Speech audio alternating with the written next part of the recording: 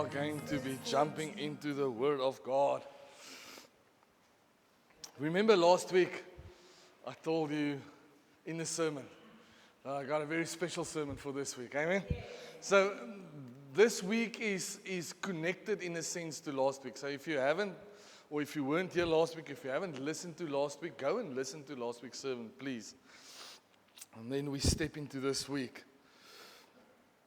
If we look at the New Testament, I'm going to become a little bit theological for a minute. Is that okay? I'm going to nerd out a little bit. Just a little bit. All right.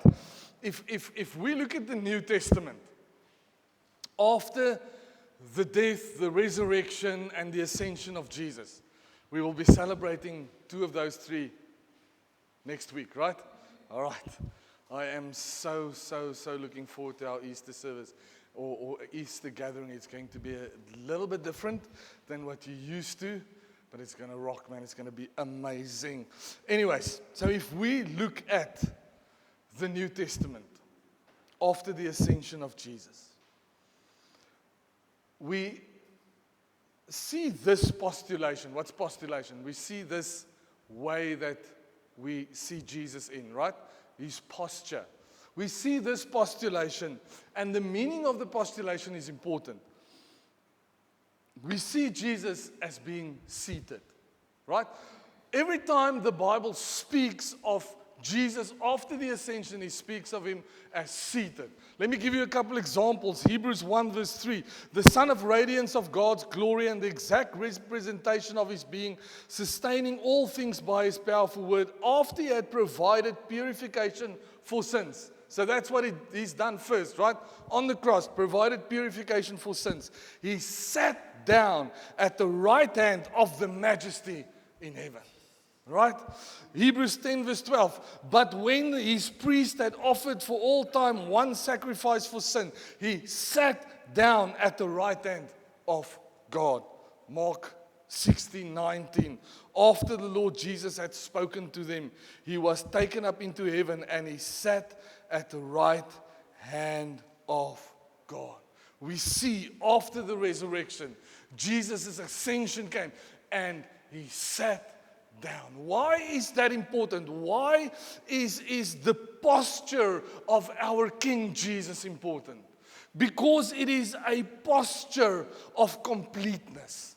It is a posture of reigning, right? I'm busy in my personal study time with the book of 2 Samuel at the moment. And what I see is the king, whether it was David or whoever, where the king would be seated in two places or he would be at war. Right? He would be at war, fighting, standing, fighting the battle, or otherwise he would be seated in his courtroom of the palace, right? Reigning his kingdom, or he would be seated at the city gate, reigning his people. But the king is seated, and it's a postulation of a king that is reigning, a king that has nothing to prove. Everything was won on the cross. Amen? All right. So we see this postulation of our risen King seated, except for in Acts 7. In Acts 7, we see differently. And that is where we're going to be grounding our text this morning and what we're going to be unpacking. And you're welcome to turn with me in your Bibles to the book of Acts 7. It will be on the board behind me. You're welcome to YouVersion it. If you're sitting at home at the moment and reading this, pause, grab your Bible so you can read with us. If you're there, say, I'm there. Almost. The house is quiet this morning. Just for context sake, I'm going to start reading from verse 51. But for a bit more context sake, I'm going to explain verse 1 to 50, just briefly, right? We get to meet again an apostle of the Lord Jesus Christ, who was one of the 12, right? This person's name is Stephen. And the context tells us where we pick Stephen up, or where we pick the story up, is that Stephen is busy giving the sermon of his life, basically. A very intense, technical lecture almost, right? And he didn't start by Jesus. He started right in the beginning at the Old Testament, and he went from Abram to Moses to the prophets, right through. And he spoke to the same people, the very same people who a little while back crucified his king. He spoke to those same exact people, telling them that there's something wrong with their hearts, telling them that there's something wrong with their religion and with their mindsets and with their theology. That is what he was doing. We pick up on verse 51, because I like the way he describes it here. He says, "You stiff-necked people, your hearts and ears are still uncircumcised. You are just like your ancestors." Man, can you dish out any more insults in one Bible verse? Come on, you can't tell me the Bible isn't interesting. This is so cool, man. You always resist the Holy Spirit. Was there ever a prophet your ancestors did not persecute? They even killed those who predicted the coming of the righteous one. And now you have betrayed and murdered him. You who have received the law that was given through the angels but have not obeyed it. When the members of the Sanhedrin heard this, they were furious. How do you know they were furious? Because they gnashed their teeth. Right? Were you ever that mad at someone, family? Yes. But you felt it's not the right moment to say anything yet. So you start doing this grinding thing. And maybe once or twice you bit down on your tongue. And then you even more went, okay. So when the members of the Sanhedrin heard this, they were furious. They gnashed their teeth at him. But Stephen, full of the Holy Spirit, looked up to heaven and saw the glory of God and Jesus standing at the right hand of God. "Look," he said, "I see heaven open and the Son of Man standing at the right hand of God." At this, they covered their ears, and yelling at the top of their voices, they all rushed at him. They dragged him out of the city and began to stone him. Meanwhile, the witnesses laid their coats at the feet of a young man named Saul, by the way, who was later on to become Paul. And while they were stoning him, Stephen prayed, "Lord," he said, "receive my spirit." I see in the New Testament Jesus as a seated, reigning king, except for one place, where Jesus stood up, or was standing up, for a person going through something or being persecuted for standing up for Jesus. So the title this morning would be a question. Would be, when does Jesus stand up for me? You see, Stephen just preached to the most fearless servant of his life, to the same council that crucified his Savior. And they were furious. They dragged him outside. They started to stone him. And during this, full of the Holy Spirit, he looks up and he says in verse 56, he says, "Look, I see heaven. I see heaven open, and I see the Son of Man standing at the right hand of God. Standing, not seated. This is the only moment in the entire New Testament where we read that Jesus stands. When he rises. I want you to see this morning. He doesn't rise for miracles that happens. Amen. He doesn't rise or stand for a sermon that has been given to his people. He doesn't stand for his disciples when they hide away. What we see is that he rises and he stands as witness when one of his own who were with him, who calls him Lord, is going through probably the worst moment in his life, serving him. He stands when the man is being killed in the street for his name's sake. He leaves his posture of reigning to stand witness over one of his own dying for him, laying down their lives for him. You see, sometimes in our lives, we assume that faithfulness costs us. And it's the truth. It is the absolute truth. If your theology says that it must be moonshine and roses, the moment you give your life to Jesus, you are not having the right theology. You don't have a sound theology. You see, what I know from experience is faithfulness to his call and to him will cost you something. And this is our mindsets. Sometimes we think and we assume that faithfulness costs us, and while faithfulness is costing us in our own lives, heaven is watching from a distance, not really bearing mind to what the cost is we experience.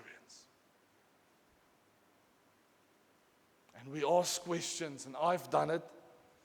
You don't have to raise your hand if you've done it, but I'm sure if you have walked with Jesus for anything longer than 5 minutes, there would be times in your life where you would say, Lord, but you said I must do this. Why am I then in this situation? Lord, you sent me. Why am I then going through this?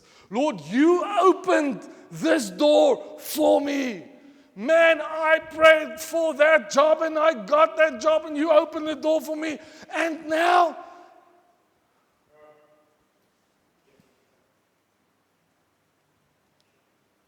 you see, sometimes we think heaven is far away. Even times when I'm speaking with people in counseling in my office, people will tell me that it feels as if I'm praying, but I'm praying against the ceiling. As if God doesn't hear me. As if I can't experience him. So what do? We, as good Christians, we quietly endure, don't we? Come on.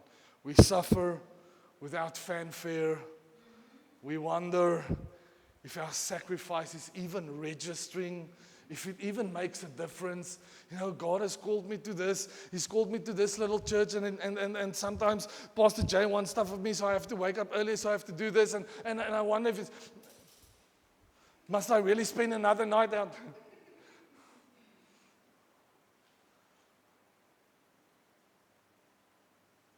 Sometimes there's a call in our life, and we answer that, and we wonder, what? Is this really how it's supposed to be?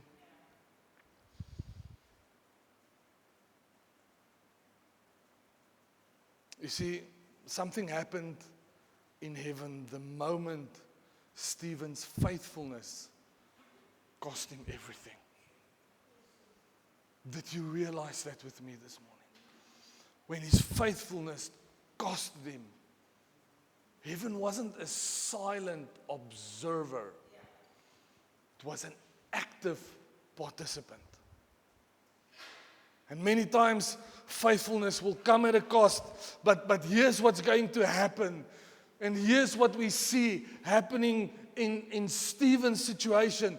Jesus moved. Right? Some theologians will say, when we read this part, it's probably Jesus stood up to welcome Stephen from moving from the realm of death to the realm of life, right? The realm of being on this planet and this earth to the realm of being in eternity. Some theologians will say he stood as a witness, not a witness seeing, but a witness like in a court situation, right? A witness testifying to who that person was. Doesn't really matter. The implication is the same. I need to tell someone this morning, and maybe you're not here and you're listening to this, or you're watching this on our channel. I need to tell someone this morning, your suffering for his kingdom is never invisible. It's not invisible. Your faithfulness is not background noise. Being different from this world, different from the world around you, and being looked at funny and people telling you, you are a weird man. It's recognized in heaven. I want to make a statement this morning. If you're taking notes, write this down. Forget everything else. There are moments your obedience makes the King of heavens rise from his throne.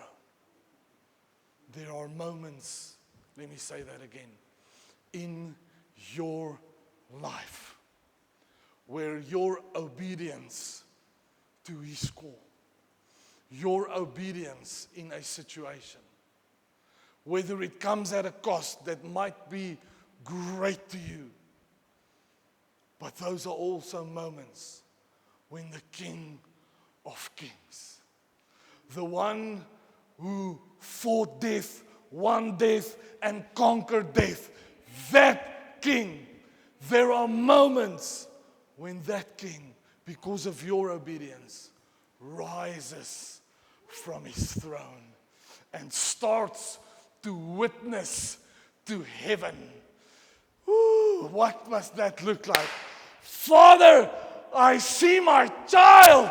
He's going through something, but he's not given up. I see my daughter. She's crying alone in her prayer closet, but she steps out of there fighting for your kingdom. I see my servant, Lord.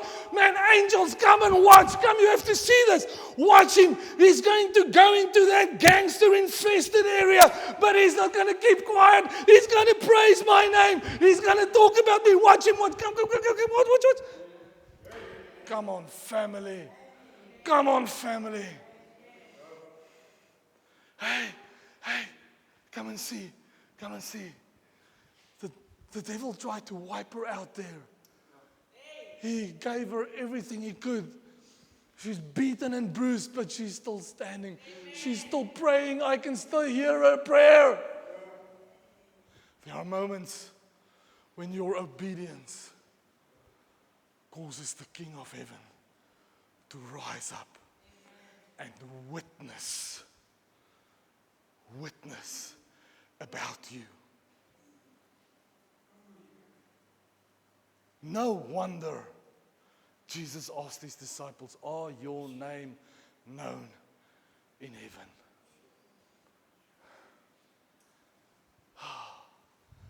Get this, because maybe this morning you're sitting here and you're saying, but I do so little.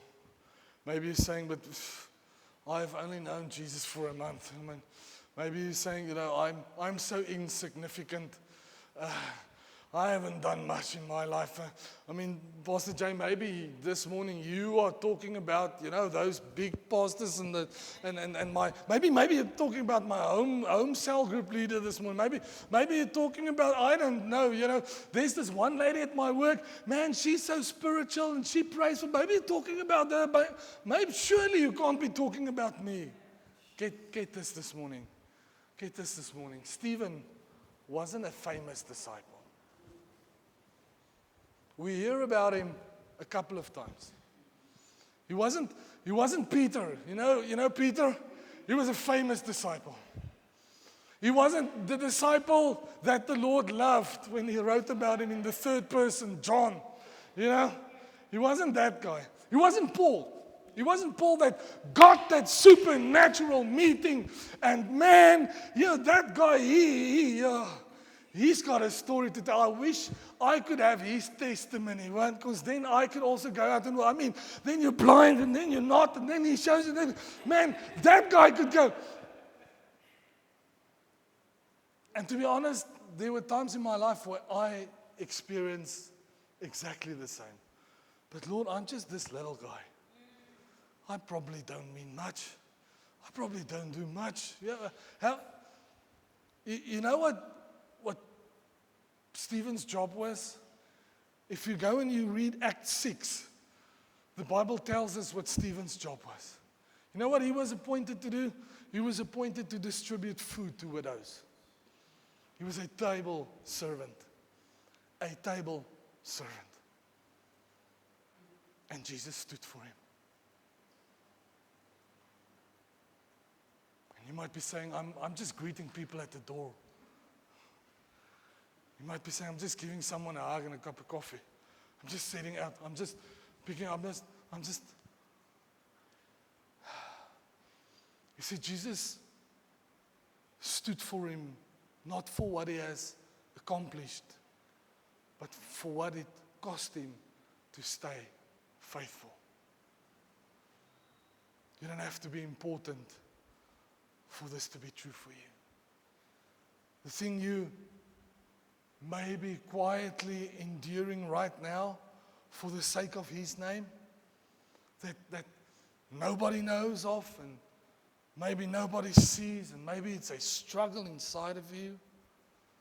You know, that cost that you carry for his name that you don't get an applause for, and someone patting you on the back and oh, you're so special. You get none of those. The obedience that keeps you going when nothing seems to get easier. In fact, it only seems to get a little bit more difficult and a little bit more difficult. And you're sitting with God sometimes and you say, Lord, I don't know how much more of this I can actually take. But thank you for carrying me. Thank you for lifting me up and being with me. It's not your accomplishments. It's your faithfulness and obedience that heaven is not indifferent to. The same Jesus who stood for Stephen, that same Jesus, his eyes are on you. I need to tell this to someone this morning. What you are doing in his kingdom is not of little significance. His eyes are on you. And there will be moments in your life when you decide, I'm going to be faithful. I'm going to stand. I'm going to make my little difference. And you do that, and it might cost you. It might cost you relationships. It might cost you friendships. It might cost you finances, or late evenings, or early mornings, or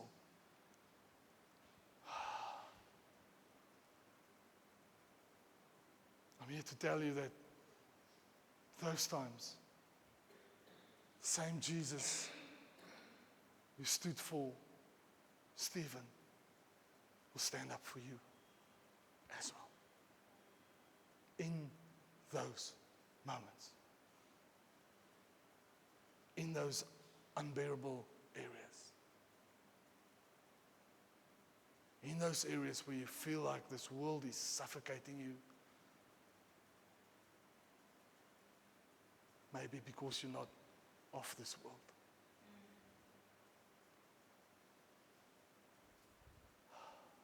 I end with this. I've said it before a couple of times. I'm going to say or explain it again this morning. Seed grows in the dark.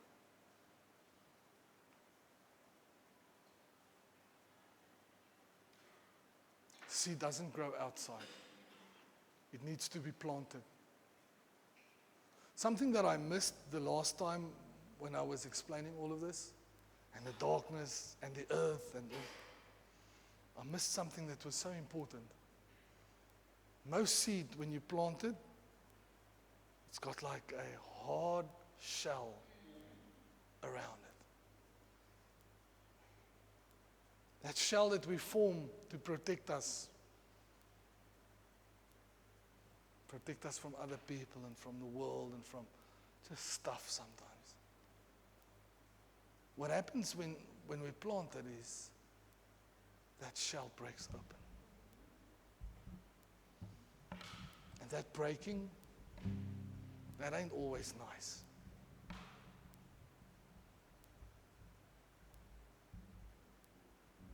And when we experience that, and I say when this morning very specifically, when we experience that, and you think that heaven is just a bystander, and God is far away, and your risen King is just seated on his throne, reigning, know this, know that he stands up for you. He stands up for you. He divides the spiritual space between kingdoms. And he testifies. He testifies to all of heaven about what you're doing and about what you're going through.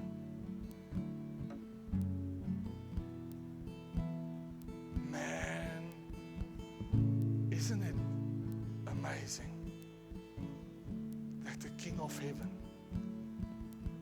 chooses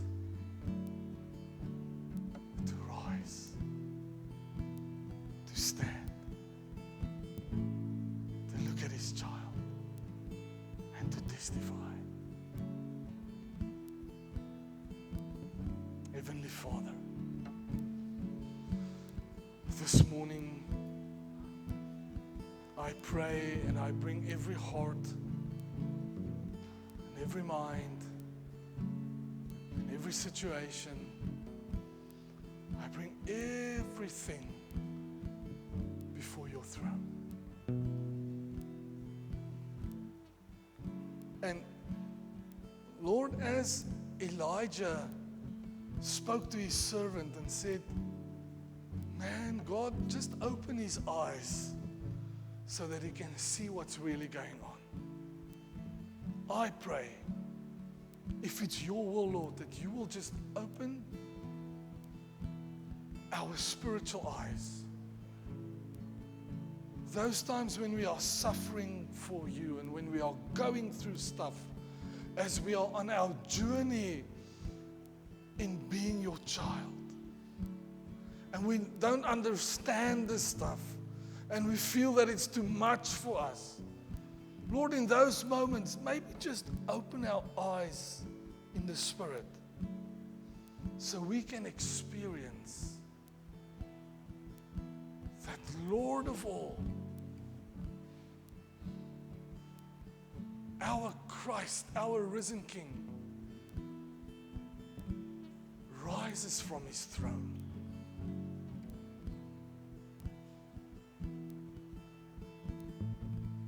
and sees us.